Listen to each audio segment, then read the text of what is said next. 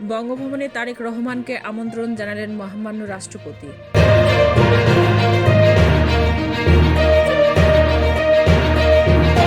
কারোর নির্দেশে আর গুম খুনে জড়াবে না র্যাব বলে মন্তব্য করেছেন র্যাব মহাপরিচালক।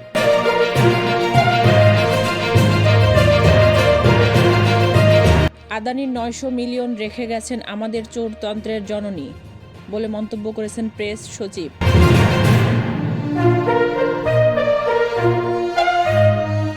অন্তর্বর্তী সরকারকে নিয়ে শেখ হাসিনার দেওয়া রাজনৈতিক বক্তব্য সমর্থন করে না ভারত।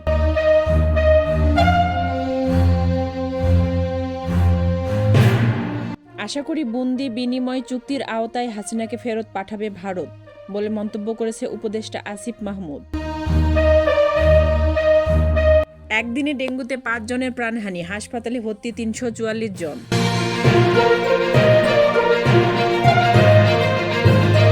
অভিনেত্রী শমী কায়সারের জামিন স্থগিত করল চেম্বার আদালত।